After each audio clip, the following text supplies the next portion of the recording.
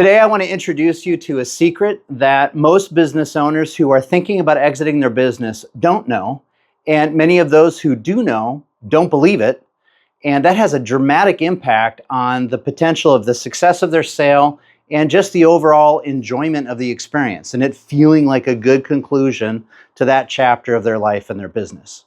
And that has to do with understanding when or how to time the sale of your business.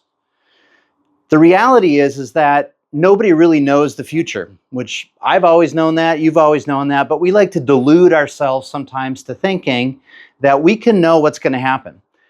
So for example, I'm based out of Alaska. Many people will say something like, well, what I'm going to do is I'm going to put my business up for sale in the spring. I'll sell it over the summer like you would sell a house. And then in the fall, I'm going to move to Arizona. And there's this assumption that a business sale process is like selling a house. It should take maybe 3 or 4 months on the outside, then the whole deal's closed, you get your big fat check, and you get to move on to the next thing. It is not likely that that will be your experience. Not impossible, there's always something out there that proves me wrong, but it's not likely that your experience will follow that way. I want to illustrate for you the timeline of a typical business sale, and then I want to talk about things that you can do with that knowledge to improve both the experience of the process, to be able to use this knowledge to increase the value of the business, and to improve what the follow-up or the earnout looks like in the business. So let's say you are 58 years old and you know that you want to retire when you're 60 years old. That's the plan. I'm out when I'm 60. Most people will say, okay, I'm turning 60 in March of this year. I'm going to sell in the spring, as I mentioned, be done with it in the summer, and I'll move on to something else in the fall. The reality is what typically happens is that you have whatever time between now and when you actually do sell the business. So let's say you're saying it's going to be 60. There's this time period here of going to market. So we'll just say you're at market at this point. This time frame usually takes about 9 to 18 months. It's not a very fast period of time.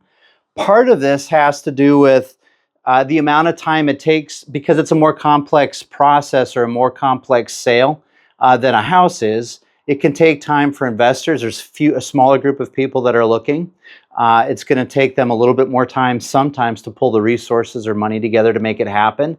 It takes more time to actually do the due diligence and to pay attention. It's different than just bringing a housing inspector over, having somebody walk through for an hour and a half and say the house looks fine.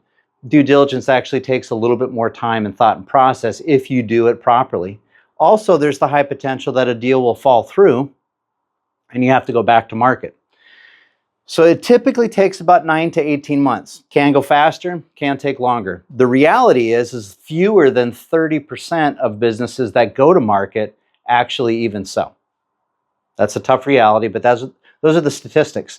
So let's say you want to be out when you're 60 and you sell the business when you're 60 years old. It's going to take you 9 to 18 months, let's just say a year, to finally close on the business and sell.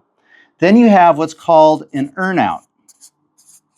This is a very, very common, it doesn't have to be in place, but it's a very common tool that buyers use to reduce their risk.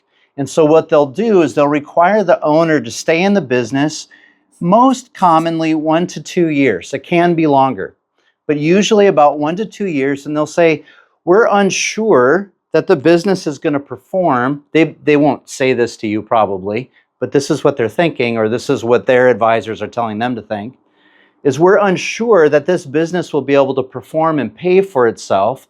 So we want the owner to stay in the business and make sure that the good clients keep coming in, that the business continues to perform operationally well, that we've captured all of the standard operating procedures that maybe weren't captured before, that key members of the team don't leave and they're very loyal to the owner, and so we want to make sure they all stay there. Whatever the concerns are of the buyer, they try to mitigate that risk through an earnout. Now, there's some sellers who want the earnout. They like the idea of selling the business, getting a payout, and then staying on for a few years. And that's fine. There's nothing wrong with that. But what you want, what I recommend to my clients is what you want in an earnout period is not to have a business you spent 15, 20, 30, 40 years building, and now you're stuck in it as an employee, having to hit performance, and this is the key part of it, having to hit usually performance metrics if you want to get the rest of your business. So you sell your business, you're super excited, you sell it for $10 million. That's what's on the piece of paper. Maybe you get $3 or $4 or $5 million up front at close. The chances are high you won't get the remainder of it until after you've hit certain benchmarks or certain performance metrics during your earnout. Most owners never get all of that. Another little secret that most people don't know, because they can't foresee everything that's going to happen. They don't know what the buyer's going to do with the business. Is there going to be a rebrand, or is there going to be a change in staff? Is there a change in the economy? We don't know. Maybe there's going to be a change in the seller's health, in the seller's personal circumstances. We don't know that. So what often happens is you don't actually end up getting the full amount. Also, it's 1 to 2 years. So if you sold when you were 60, you're going to probably be around 61 by the time the business closes, and you're going to be about 62 or 63 at least by the time you completed your earnout. And you, psychologically, emotionally, you've been prepped to be done when you were 60, and now you're there for another year, and another year. And you just may not enjoy that. That may not be what you wanted. It definitely wasn't what you planned. So what do you do? How do you not get stuck in this kind of a scenario? Well, the reality is something like this is likely to happen, but you can improve this in a number of different ways. First of all, we know what's going to be wanted, or at least we can suspect what's going to be wanted in an earnout. Buyers want to mitigate their risk. And so we know, it's understood that there's certain factors that make businesses healthy, that make them robust, that help them operate well without an owner having to be present.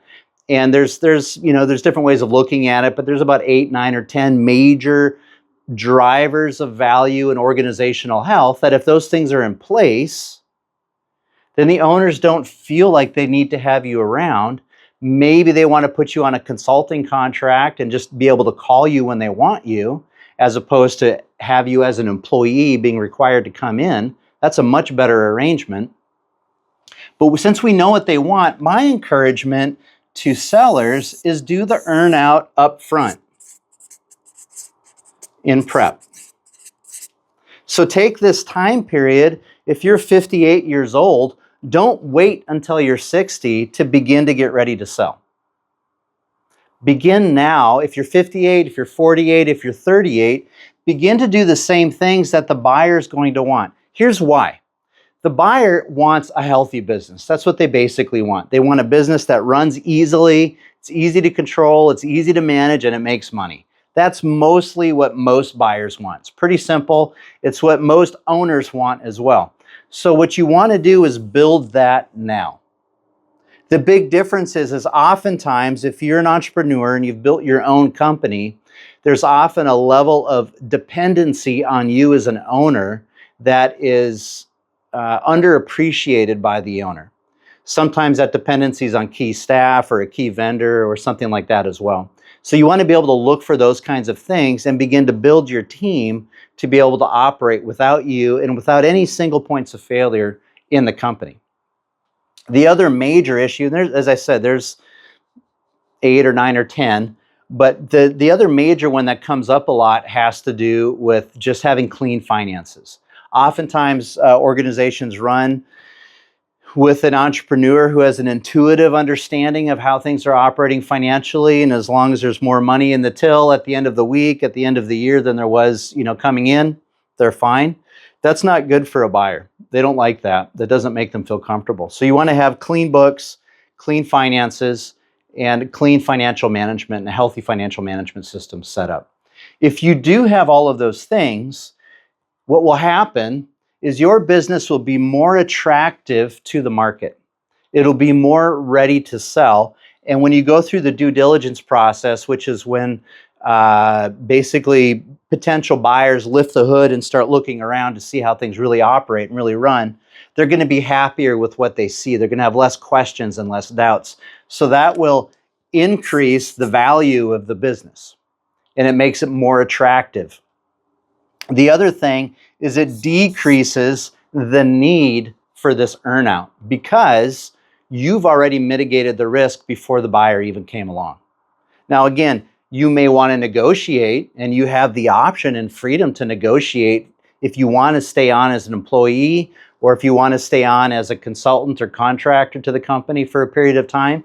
You can always negotiate those things, but you're not going to be required. You're not going to have to be there as an employee. I mean, who wants to be an at-will employee in a company that you started? That's not going to be fun. I don't know people who enjoy that very often.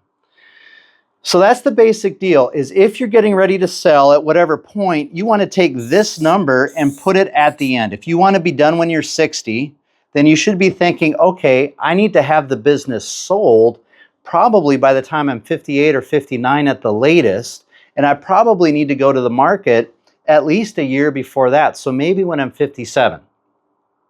Hopefully that makes sense. You want to back this up, which means if you want to be 57 here, so if you're going to be 60 here, then you want to be about 58 there, then you want to be about 57 here, and then it's going to take you maybe a couple of years to do this work here. So maybe at least when you're within 2 to 3 years, and that's the typical rule of thumb, that if you want to be able to start prepping your business, then you at least be 2 to 3 years before you go to market is when you really want to get serious about making sure everything is cleaned up, everything is tight, and everything's ready to go. You can always do this work at any time. If you want to sell 15 years from now, you can do this work, and it'll just help you make more money and enjoy managing the business that much more. But definitely when you're within this 2 to 3 year window, that's when you want to begin to do that. So to just sum this up, you don't get a clean exit, you don't get an easy exit, you don't get a high value business, you don't get a simple earnout on accident. These things are all built, and they cannot be built in the last minute. They're going to be built in advance with preparation. So if you're interested in exiting your business or selling your business at some point, I encourage you to begin to back up those numbers and to begin much earlier than you think to prepare the business. And here's the good news in that. I suggested this earlier, but just to reinforce it, that if you take the time to make the business less dependent on you, to have clean financials, to have there's a number of other factors that are related to building a healthy business. If you take the time to building that value in advance, the business just becomes easier to run, and it usually, almost always, just as a natural result, becomes more profitable. Along with building the value in the business, you're just able to enjoy that much more before you let it go. So hopefully that's attractive to you. Hopefully that's interesting to you. Like and subscribe and do all of those things. If you want to follow me, I will be producing more and more content like this that will help you as you run your company, and hopefully help you run that really, really well.